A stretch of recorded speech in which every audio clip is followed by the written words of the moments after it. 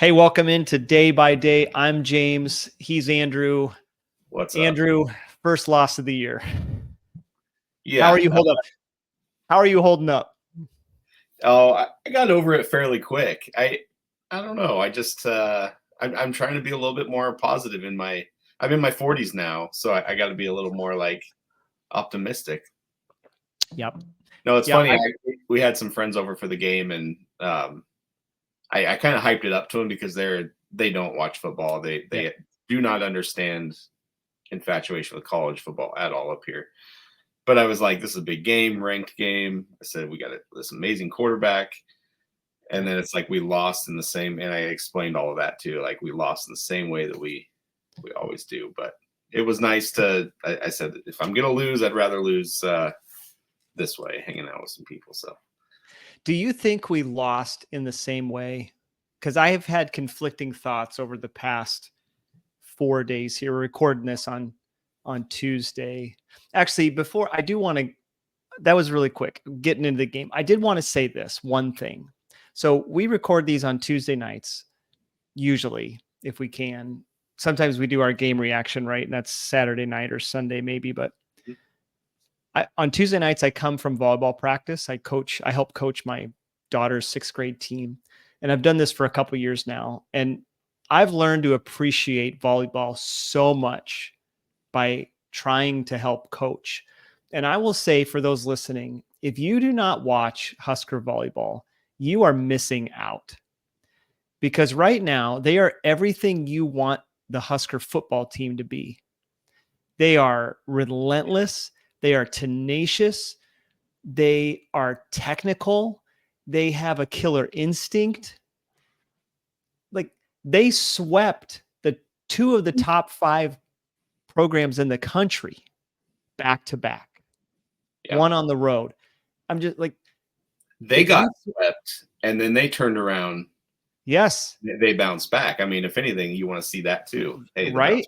Yep. So if you don't, and I know there's some Husker football fans, I see it on Twitter. They're like, I only have enough energy to invest in one team. And I'm like, I invest so much in every Husker team. I remember going to a gymnastics meet and we didn't win. This is a few years back. And I left frustrated. I don't know anything about gymnastics, but I love to see my school win. So if you haven't given some time to watch those women, I mean, they are powerful. They are fast. They're quick. They're tough. You're missing out if you don't watch them. So get to a match, watch them on television. They are everything you want Nebraska football to be right now. Well said. Yep. With that, what did you think about the Illinois game? Did it feel like those last 28 losses, one score losses? Did it feel the same to you? Yes and no. I didn't feel the strain, old Diaco word there, all game. But it's a one score loss. Oh gosh, he was on. Where is he? He was on TV somewhere recently. Gosh, I can't remember. I'll look that up while you talk here. It's a big school. No, it was a one score loss, and obviously overtime. That's become a pretty horrific trend how we perform in overtimes. But at the same time, you're right. I didn't feel like we necessarily gave it away. It felt like we played really well, and it felt like Illinois played just a little better. Yep. I don't know. It's just a little bit of a moral victory in that sense. So I think also what we LSU, saw, by the way. At where? LSU. There we go. Got a young Bo Pelini coming up at the ranks. I agree with you. They didn't make a bonehead play. There wasn't a turnover at a critical time. There were a lot of penalties, and I think those contributed to the loss, particularly for the defense. But, and maybe we'll talk about it like that, the pass that we missed, that Dylan missed, and he missed it. Yeah. And he just did. And it's okay to say that he missed it. But I guarantee you, he probably hit that pass 25 times in practice all week long. Yeah. And he missed it. And if he connects on that, we probably win the game, despite how poorly we played on defense. if we make that field goal, Yeah, we probably win or that. Gosh, that. I guess that's the moment I'm most kind of haunted by for that game, because it's 3rd and 3, and in hindsight, obviously we can question everything, but we've got backs that can pick up 3 yards and 2 carries. Like, I'm thinking 3rd and 3 in that situation, to run a little bit of clock. Like, I would have loved to just see us just try to pound it for the first, get closer. But so in the moment, is that what you thought in the moment? We should have run the ball? When Dylan missed that, I thought that, and I thought we should have gone for it on 4th. I don't get putting a unproven kicker out there, no matter the distance. I felt like when he went out there, I felt like it was a miss. I was not confident in the field goal being made. So, Sure. Yeah.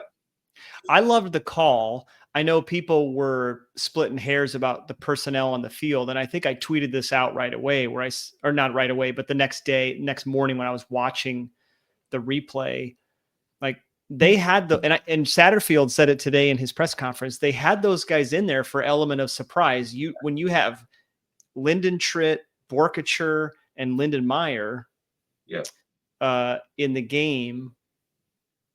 Did I say the first guy's name right? You said Lyndon. It's Liebentritt. Liebentritt.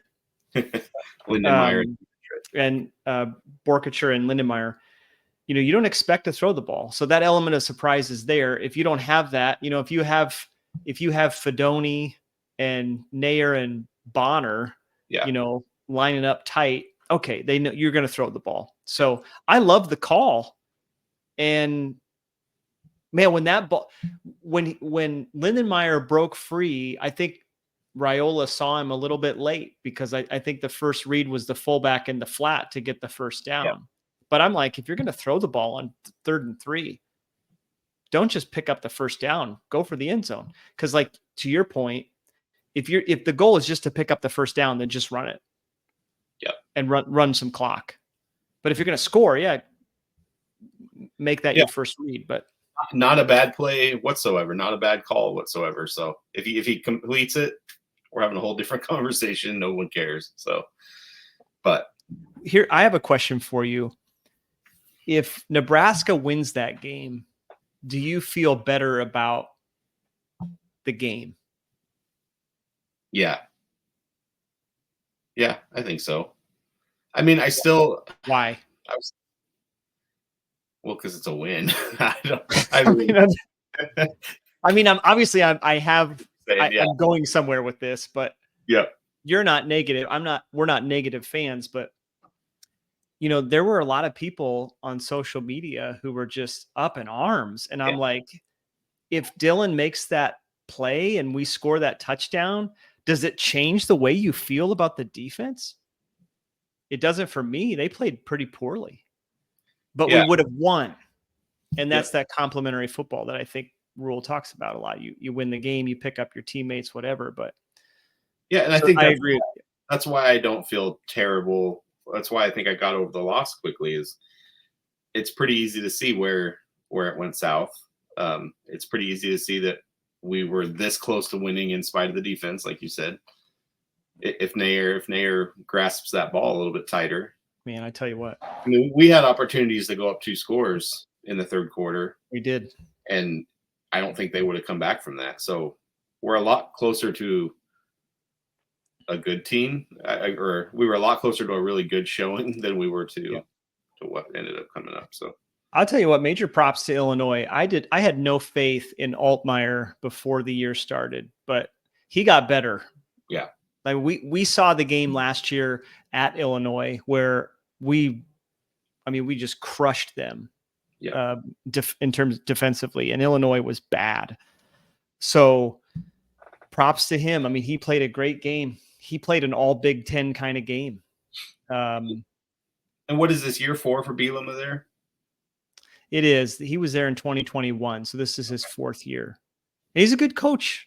He's a good coach, and that just shows he's on that progression, that path. I mean, if this year continues to go the way it's going for them.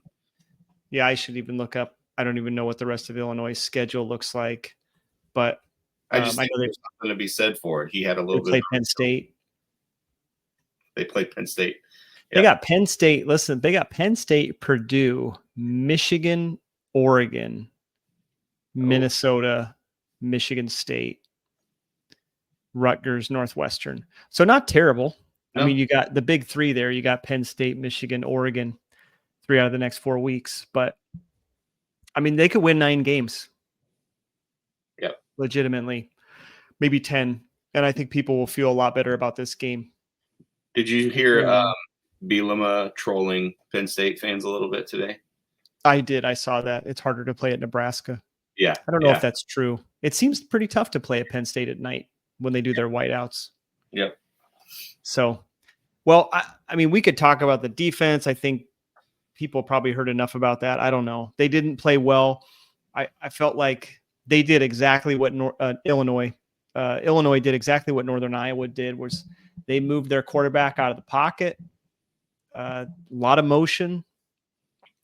I think that's the way that you defeat an aggressive defense like Nebraska's, is you don't go right at them.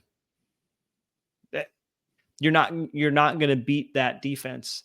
But if you move them around, a lot of eye candy, bring an offensive lineman in to play tight end, roll out, hit him in the flat for an easy touchdown. Like, that's what, and I have confidence that Tony White can fix it, but now we have to see it.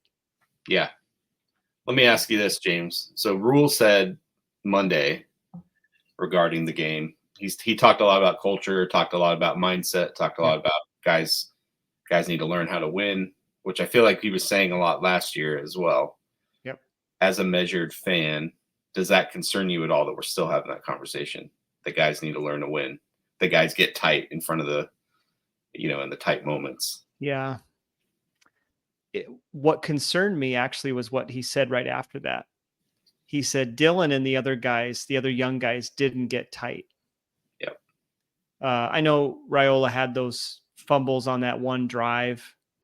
I didn't take that as him playing tight. I took that as he's trying really hard to make a play because his team needed him to make a play. But that was actually what was more concerning to me, that Rule said Dylan and the young guys aren't getting tight. So I'm like, we have a true freshman who's leading this team. Yeah. So long term, I have a ton of hope. And by long term, I mean 2, 3, 4 years down the road. Short term, that's not good news. We don't have a true freshman quarterback on defense. So we have a ton of juniors and seniors who start on defense. Yeah. What does that mean for them? Who have all been through this, a lot that have gone through these. Yep. I think it's we see if it becomes a trend. I'm not going to panic after one loss, but I mean, if they come back this week and crush Purdue, then all will be forgiven. Again, I predicted at the beginning of the year they would lose this game. I hate that I was right. Yeah. But I predicted they would win, and nobody would ever want a Friday night game in Lincoln again. And I don't think anybody does. So I saw them at 3-1, and here they are, 3-1. Yeah. And watching Illinois, you didn't feel like, man, this lesser team is taking advantage of us. Not at all. Watching, I felt like I had respect for them kind of from the get-go, from that first drive they scored on. So super well coached team, huge receivers. Defense plays hard. I know that their rush defense wasn't at least statistically it wasn't awesome heading into the game, but man, they got players. They got Big Ten caliber players. So more power to them. All right, where do you want to go from here? Let's talk about Purdue and this week. I know you got a lot of stuff. I got a couple things, but why don't you kick us off? Yeah, I mean, so my first, at first glance, they don't seem great. I'm trying to think of who the comp is that we've played that would comp to Purdue, but an interesting stat: they've given up 703 rushing yards in 2 weeks, in the last 2 weeks. So it's now kind of that. Go ahead. No, it's kind of that we're not necessarily. I mean, we rushed for 50 last week, so that their rush, what they're giving up, looks promising. However, are we gonna be willing to run the ball? Are we gonna keep rolling with Dylan and passing? And Yeah, and I know that a part of that is Oregon State and Notre Dame both had their quarterback run game going, which obviously we don't. Yeah, but, they didn't pass a whole lot. So is this a situation where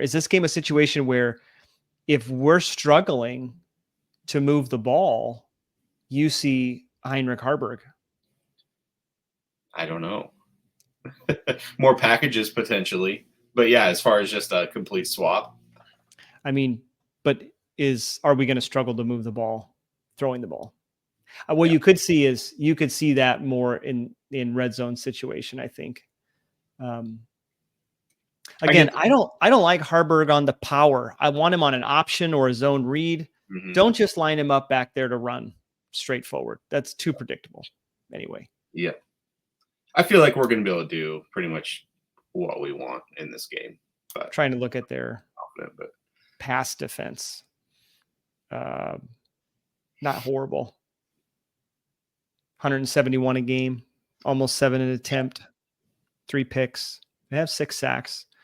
But yeah, again, the other teams they're playing aren't trying to run or trying to pass. Oh wait, that was their off. Oh my gosh, that was their offense, not defense. They don't even have ESPN. I'm on ESPN just because I was looking at their game by game. They don't even have defensive statistics, like per game stats. Yeah, you gotta go. Worthless. Yeah. Okay. You just got to go to the opponent, but turnovers they're -5 on the year. So I mean we got a bit of a win there. They've forced a 0 on the year. I watched a little clip of Walters being interviewed, and he sounds a little bit like Rule when he talks. It's like complimentary football, win the turnover battle, special teams. They're not doing those things. So again, I think it's hard. What I feel like this game is going to end up being is not a measuring stick for Nebraska because Purdue has played so poorly this year. Mm-hmm. If we don't win big, everyone's going to say, see, you didn't win big. But if we do, it'll be like, well, you should have. It's just Purdue. Yeah. I mean, we should have 2-3 takeaways in this game. Yes. Shouldn't turn the ball over. And if we choose to run it, I think it's a get right game for the backs. And you mentioned Emmet before we got on here, but yeah, I think a key for an improved last 2/3 of the season. By the way, the season is a third over, which is really sad. I think Nebraska has to get Emmet Johnson more involved. He's averaging 10 yards per touch. He's got like, I just had it. I don't have it in front of me, but I think he's got like 13 carries for 125 yards or something like that. Oh, here we go. Let me pull it up. 13 carries for 124 yards, 4 catches for 48. So he's got 172 yards from scrimmage, 10.1 per touch with a touchdown. And is he as strong as Dante Dowdell? No. Is he as fast as Ramir? Maybe. But I think he's got great vision. Mm-hmm. He produces when he touches the ball. He has that that knack for big plays. Yep. Like you got to get him involved.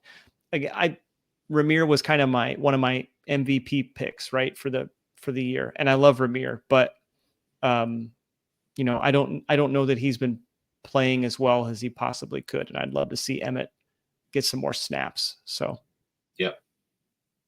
yeah, I think Ramir's role is being carved out a little bit as again, great pass blocker, great pass catching back, but still does a lot different than Emmet does. So yeah, would love to see more Emmet. So what are you watching for this weekend? Obviously, I think it's just attitude from the defense again. I caught some clips of Tony White today, and he was fired up. I've heard Gifford speak. I've heard Sherman. Yeah. I mean, they need to come out angry at only themselves, nobody else, and trying to prove that point. I think let's get back to get back to the reputation they were building after that Colorado win. So play fast, play free, yeah. Do your job. I know that was a big thing that a couple of the players mentioned was, if everybody's doing their job, things will work out the way they're meant to work out. When you try to do too much or try to do somebody else's job, it's when you get in trouble. So I was struck by Tony White's comment where he said, we have a freshman quarterback on the other side, playing his ass off. And he scored 24 points. Pick him up, back him up. And I love that because you're the leader of your team is a true freshman who 9 months ago was just moving in. And, to go back to your question from earlier, does that worry me a little bit? But again, not for the future, just for right now. Yeah. Well, other things I'm looking for: control the clock, time of possession. Illinois has, I don't believe they've led time of possession in any of their games. Purdue. Purdue. Yeah, I'm looking at Illinois' logo here. Purdue, even against Indiana State, I think Indiana State held the 1 minute advantage over them.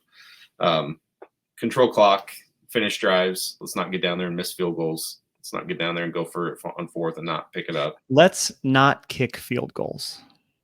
Right. I'm serious. Yeah. Stop kicking. I mean, unless it's like 4th and 10 from the 20 or something, like, sure, take a shot. But if it's less, just take the Oregon approach and go for it. Yeah. Yeah. And then special teams, you got to kick it in the right places. Don't give up field flipping runs. Yeah, fun fact. So Brian Buschini is 4th in the nation in punting average. He's averaging over 50 yards a punt. 4th. But he is tied for 71st in net punting. Crazy. 39.9 yards net. So, I mean, he was one of my keys to the game last week. We have to steal yards on special teams. And when you punt the ball to the wrong side of the field, you could even see his face after the play. He looked frustrated because, he should have been frustrated. He kicked the ball to the wrong side of the field. It was Michigan State all over again from, when was that? 2021. The 3-9 season. Yeah, 2021. It was just the opposite side of the field. And then you give up whatever it was, 40-yard return. Big difference between having someone pinned down at the 10-yard line and giving them the ball on the 45 or whatever it was. So that kind of stuff can happen. It just can't. We also didn't, I don't know the specific numbers, but we also didn't take the ball down real far on returns either. No. Not returns or kickoffs. No. Your boy IGC is doing a great job. Yeah. He's doing a great job catching punts. Just catching it. Yep. And maybe that's the goal this year. It'd be interesting. I know, Barney returns kickoffs. It'd be interesting to see if he could return punts. Punts, right. But that might be, maybe that's too much for him at this point. I don't know. Yep. What are you looking for? I wanted to see the offense execute a running game, mainly because Purdue struggled. But for me, as a fan and hopefully an astute observer, I hear Matt Rule and I hear Marcus Satterfield say, we want to run the ball. We want to be a running team. We want to be a physical team. Then I'm like, then you have to show me and you have to show on tape that you're committed to doing it. Now, I think, through 4 games, we've had, I think we're almost 50-50. But to me, with the running game, it's not very creative. Mm-hmm. And so I know Marcus Satterfield loves to throw the ball. And I'm curious if, is Donovan Raiola the run game coordinator? Do we have a run game coordinator? I'd love to see if, maybe next year, if someone is tasked with being a run game coordinator so that there can be a little more creativity. Because I think through 4 games, like I watched the run game and I'm kind of like, meh. Like to me, again, not a football guy. Like I'm played baseball, so didn't play football. It looks pretty vanilla and predictable. Yeah. And it looks like they have 3 or 4 run plays that they do outside of the reverses, which are great. And I love them. You got speed, use it. But how many reverses can you run a game? Yep. 2. So I don't know. That's one thing. And what's crazy about all that you just said is at least myself, and I know we're not panicking about that.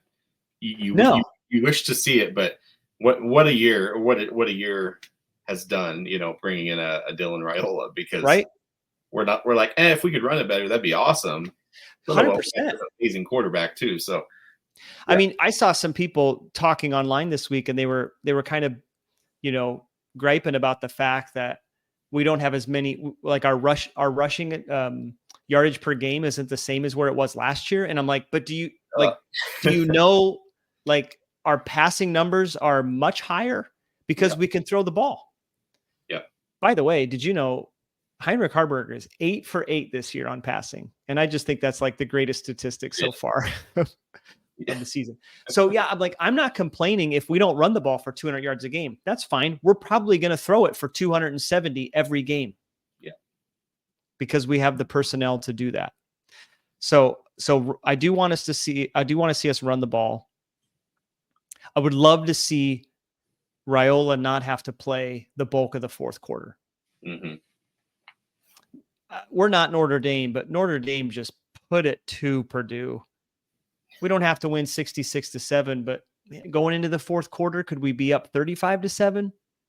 And then, bring Harburg, sit your quarterback and bring in Harburg. So I would like to see that. But that's going to mean the second thing, and you already mentioned it, is I want to see the defense play fundamentally sound and not have them, again, as a non X's and O's expert.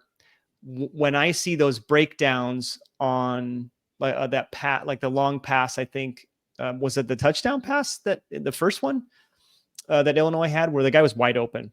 Like obviously there's communication issues going on. Yeah. And so I want to see their communication shirt up. It should be a lot quieter when Purdue's on the field for offense. Mm-hmm. So take advantage of that. Talk to each other. I tell our 6th grade girls that at volleyball practice, talk. Like you need to talk to each other. And evidently college football players, struggled with that last week because we heard it. They said the communication wasn't great. Let's talk.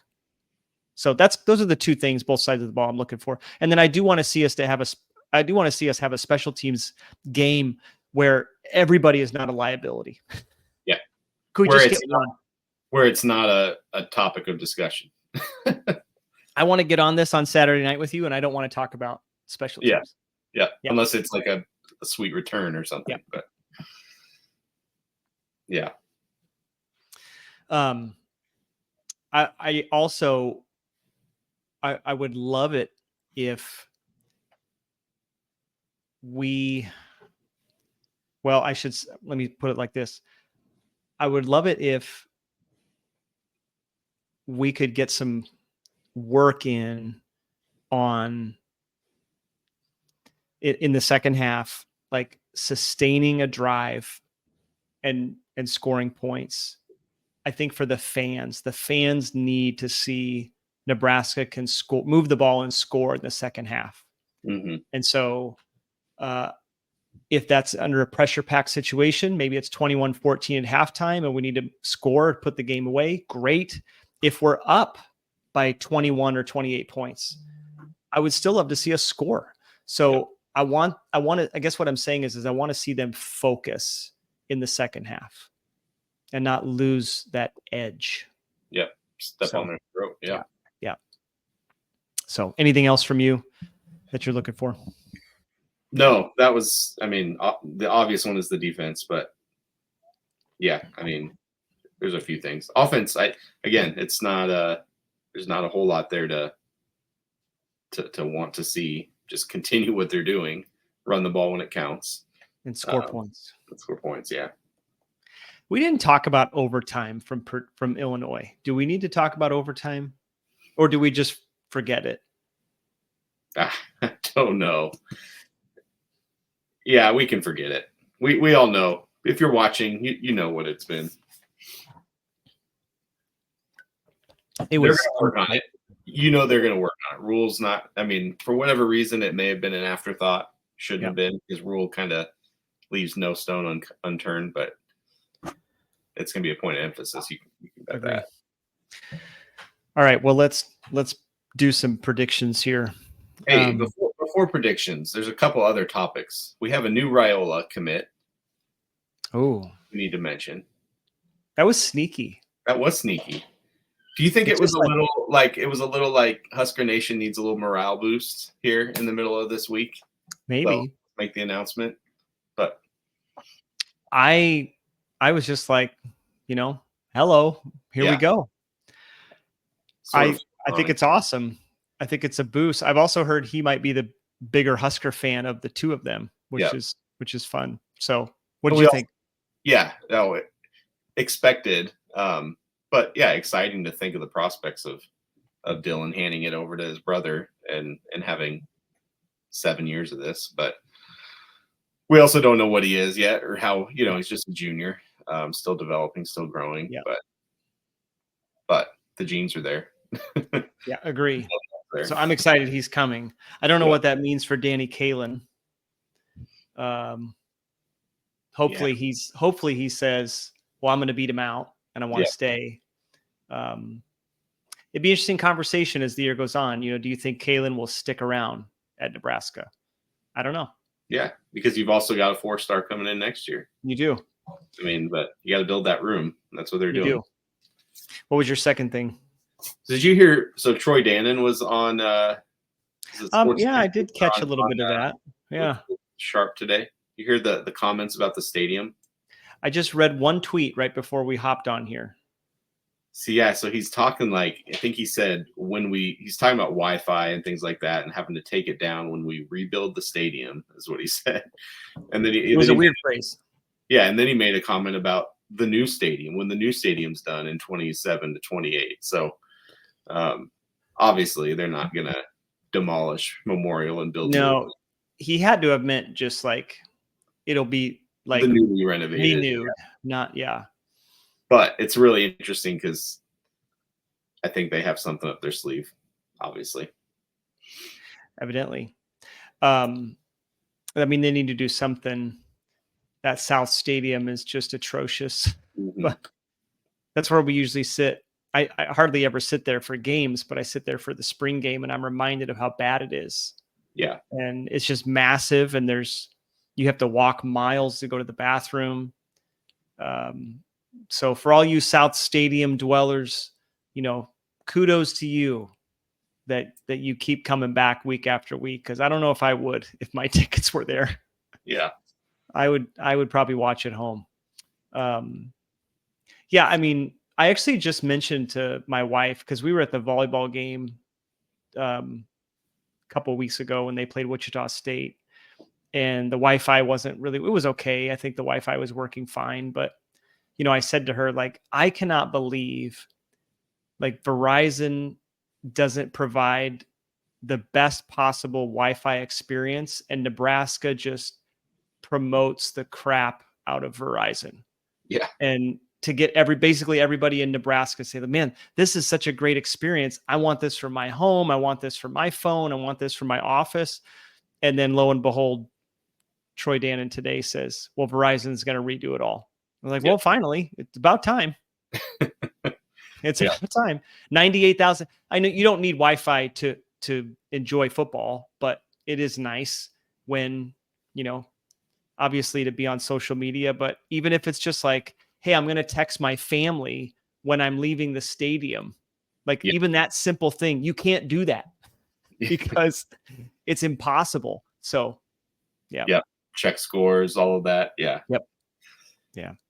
Anyway, I thought that was interesting. Dannon speaks a lot of I don't know. He talks a lot about being at the forefront. We're going to be a leader in this. We're not going to, we're not going to fall behind. I think he even recently said we want Ohio State, Michigan, Penn State to be asking what Nebraska's doing. Not. So I wonder, I can see some modernization coming. A dome, something pretty flashy. Yeah, a dome. We know grass. We know grass is coming. So we know grass is coming. That's going to be really cool. That will be cool. Yeah, that's going to be get rid of the turf. All right. Well, let's do our predictions here. Predictions. Do you have any oddly specific predictions for this week? I do. How many on Purdue's turf? How many people will tear their ACL? I shouldn't have even said that. About turf being cool. Okay. Yeah. Oh, I think the defense coming out mad. I think the line is going to try to regain that edge that they had early in the year. So I've got, oddly specific, I've got a single sack for Nash Hutmaker, a sack for Buford, a sack for Jamari, and a sack for Ty. So 4 sacks in this game. Okay. All by individually Nash, Buford, Jamari, and Ty. Okay. And then I have total defensive tackles for a loss at 8. So 4 sacks and 4 other tackles behind the line. All right.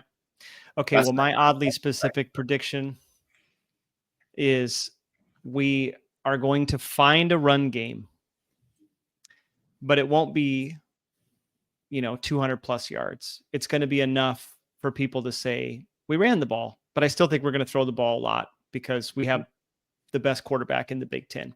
But my oddly specific prediction for running is we are going to run the ball as a team for 192 yards. And I do think this is the game Dowdell goes over 100.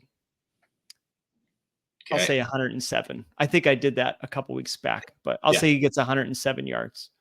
And I want to say Emmett's going to sprinkle some in.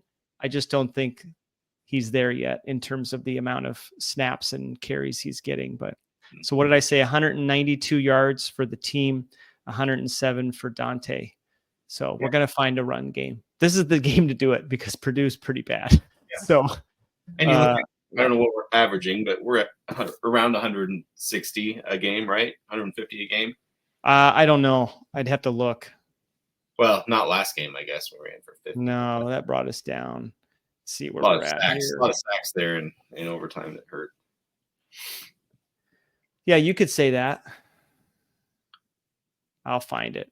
But what do you got for a score? Well, I got one more prediction. So Maccabee is this back, and you remember him killing us 3 years ago. I feel like he's been at Purdue for 7 years. Yeah. I remember just his kind of unorthodox run style, and it just kind of going off. So I'm just going to predict he rushes for less than 100. We hold him to 93. That's my prediction. I like it. Okay. So, all right. 93 for Maccabee. Great. Okay. For a score, I'm going to say Nebraska 28. I wish I could go more, but I'm not until they show me they can consistently get above 30 against Big Ten teams. I'm going to say 28-10. So same score as Colorado, 28-10 Huskers. Okay. So a little, you're trusting that defense. I'm actually not trusting the defense as much. I have us giving up 21, but I have us scoring 45. So I a little more trust in the offense. Whoa. Yeah. Okay. So 45-21. 45-21. And to be honest, I might scooch that up to 17 by the end of the week. Who knows? Yeah. So, all right. Well, everybody, thanks for tuning in. You can find us, as you know, on characterchronicles.com, YouTube, Spotify, Apple, all the places. Like, subscribe, share, help us out. Follow us on Twitter. You can find our handles right there. We appreciate you tuning in. So, all right, Andrew, we are having friends over this week for the game, but they are Husker fans. And I will say, as we end, we watched the Purdue game last year at their house. Okay. And so if we win this year, this might be a tradition with our friends where we just rotate houses every year for the Purdue game. So, so hopefully it'll be 2 in a row. for us and Shannon and Chris and their family coming over. So great. What are your watch plans? Oh, you know what? I'm going to have to record. I've got kids soccer game at 11. So it's like, do I start the game and then leave to go to soccer and then finish? I think I just got to record That's it. harder. Watch it clean at like 1:00. Do you want me to text you updates? No. Yeah, okay. You're gonna have to leave me alone. Okay. All right. I'll leave you alone. I'll text you when I'm back to it. All right. Well, I'll leave you alone. Okay. Well, enjoy the weekend. As always, great to see you. Everybody else, thanks for tuning in. We appreciate it. We'll talk to you soon.